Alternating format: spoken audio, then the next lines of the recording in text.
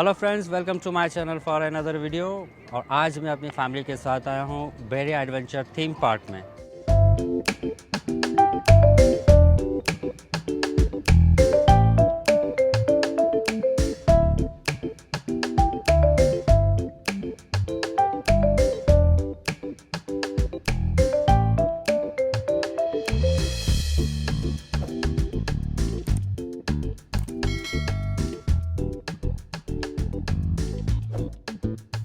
और ये मेरा पहला विज़िट है और मैं अपनी फैमिली को और अपने नेफ्यू को लेकर आया हूँ। देखते हैं हमें अंदर क्या क्या देखने को मिलता है और कितनी राइड जो हैं वो इस पैकेज में फ्री है।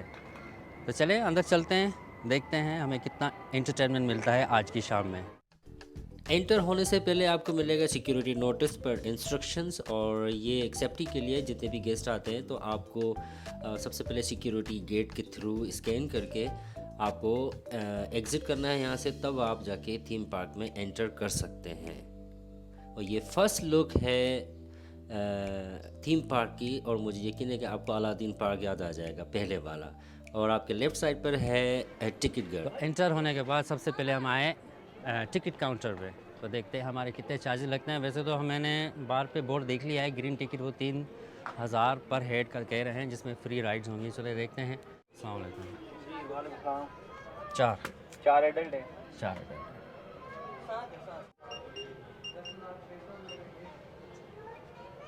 वही हमने लिए हैं 4 एडल्ट टिकट और मैंने पे किए हैं 12,000 रुपीज़। बस टिकट लेने के बाद आपको आना है एंट्रेंस की तरफ, जहाँ पर आप अपनी टिकट जो है जेंटलमैन को शो करेंगे, जो रिप्रेजेंटर है थीम पार्क के।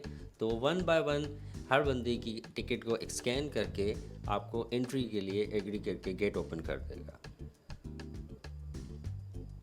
एंटर होते ही आप देखेंगे कि बच्चों को एंटरटेन करने के लिए कार्टून आर्टिस्ट को रखा है वेलकमिंग के लिए। उसके साथ आपको फास्ट फूड की चेन भी नज़र आएगी लेफ़्ट साइड पर और राइट साइड पर। हानी और मोमो अपनी मस्ती में लगे हुए हैं।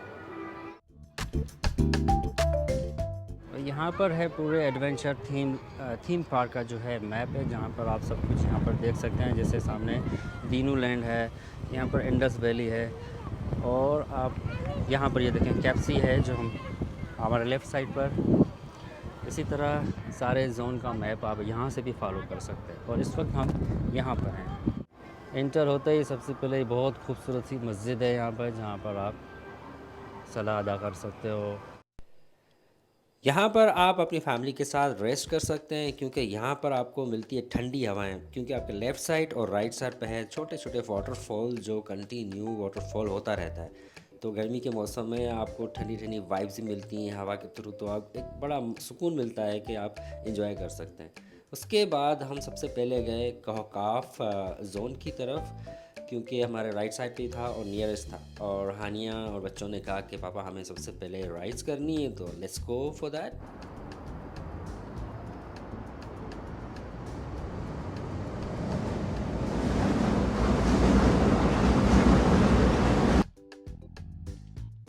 तो सबसे पहले हमने सेलेक्ट किया पावर ड्रॉप, क्योंकि हानिया को बड़ी दिलचस्पी थी कि पापा ऊपर से नीचे आना है फास्टर। तो मैंने कहा मैं तो नहीं बैठने वाला, लेकिन बच्चों ने इंसिस्ट किया पापा हम अकेले नहीं जाएंगे, आप भी हमारे साथ बैठेंगे ज़रूर।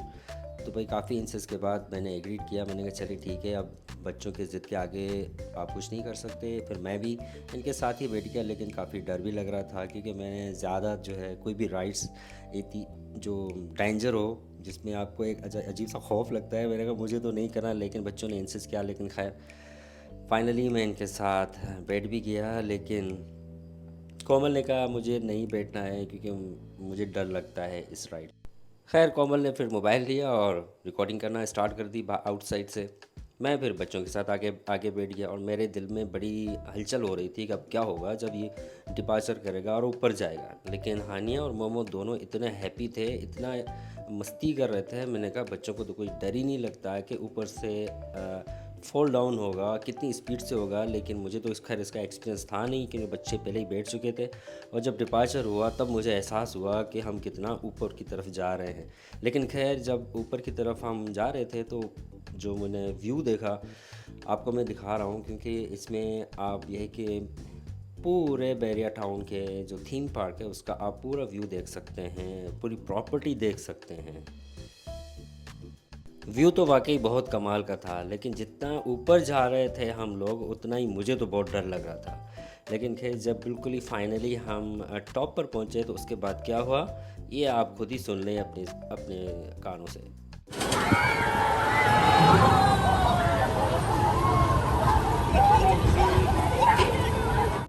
तो भाई ये हमारी हो गई फ़र्स्ट राइड और खैरियत से हम नीचे आ गए। तो बच्चों ने कहा पापा हमें दोबारा बैठना है, तो खैर वो लोग चले गए दोबारा बैठने के लिए। और उसके बाद जो है जब वो फ्री हुए तो पापा बच्चों ने कहा कि हमें अब जाना है रोलर कोस्टर पे।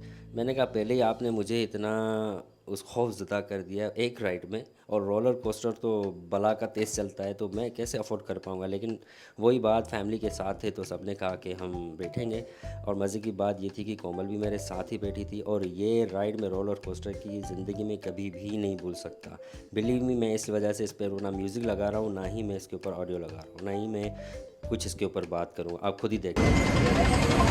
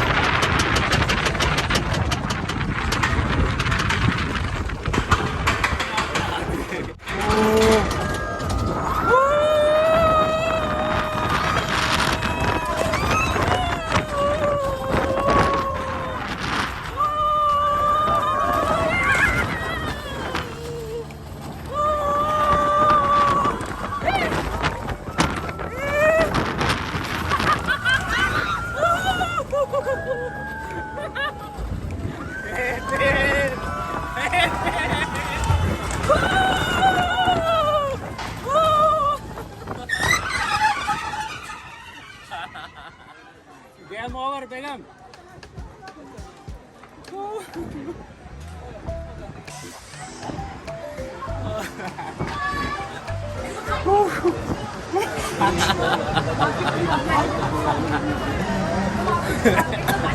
नेक्स्ट टाइम आला तोबा।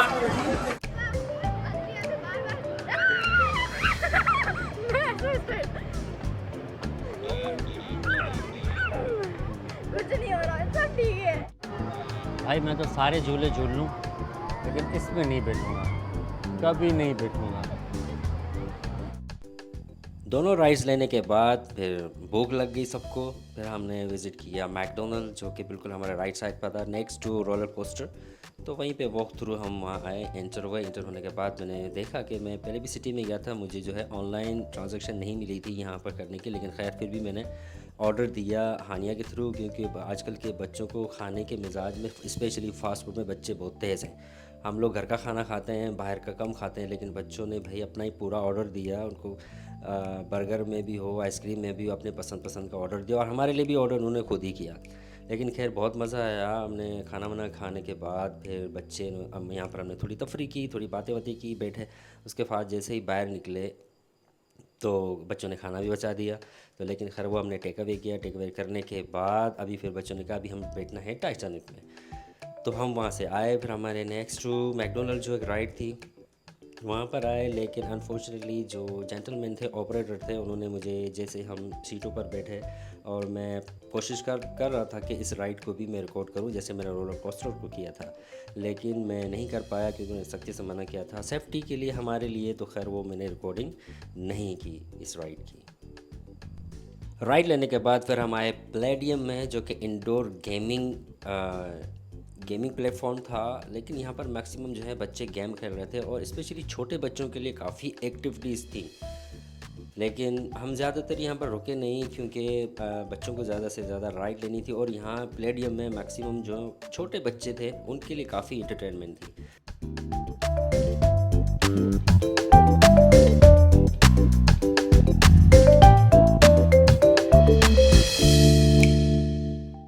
फिर हम आए एक अगली राइड पर जिसका नाम था योयो, और मैंने तो सीधा सीधा हानिया को फॉरगिव कहा। मैंने कहा मैं नहीं आ सकता, क्योंकि इसमें अगर मैं घूमा तो मेरा जो है मैं अनकॉन्शियस हो जाऊंगा और मेरी तबीयत ख़राब हो जाएगी। तो उन दोनों बच्चों को बिठाया और मैं उनके सामने खड़ा रहा, थोड़ी देर में रिकॉर्डिंग की, इनकी सारी एक्टिविटीज़ को चेक किया। लेकिन एंड में क्या हुआ ये आप खुद देख लीजिएगा, क्योंकि मुझे पहले ही पता था, क्योंकि ये जो घूमने वाला काम है ये बड़ा ख़राब होता है। तो फाइनली वही हुआ, जब हानिया भी जब फ्री हुई अपनी राइड लेने के बाद, तो जैसे ही एग्ज़िट किया तो मैंने दूर से ही देखा कि हानिया की तबीयत ठीक नहीं लग रही, और वो जैसे ही बाहर निकली है आते ही वो जाके सीधा बेंच पे जाके लेट गई।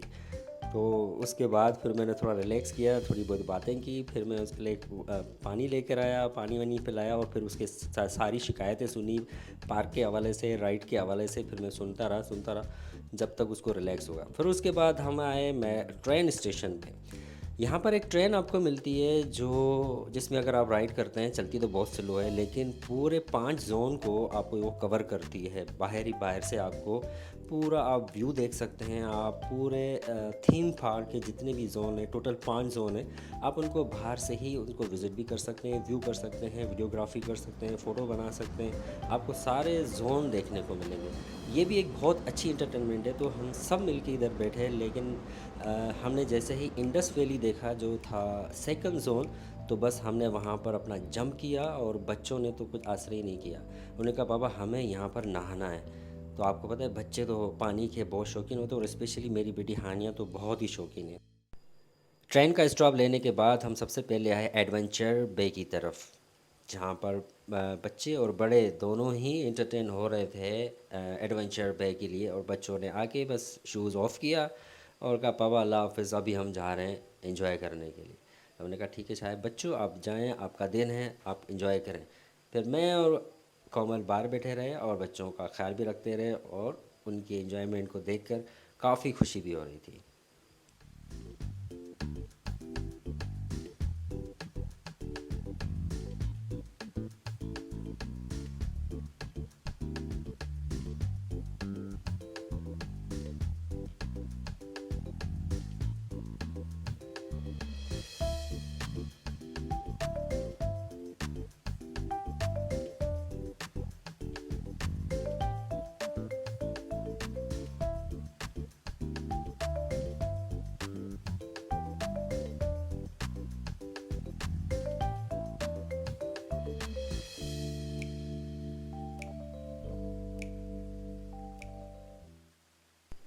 एडवेंचर बे के बाद हम आए सरफर्स स्पॉट की तरफ, जहाँ पर आर्टिफिशियल बीच बनाया गया है समंदर की तरह। आर्टिफिशियल वेव्स हैं जहाँ पर बच्चे भी नहाते हैं, एंजॉय करते हैं, और बड़े भी उनके साथ एंजॉय करते हैं।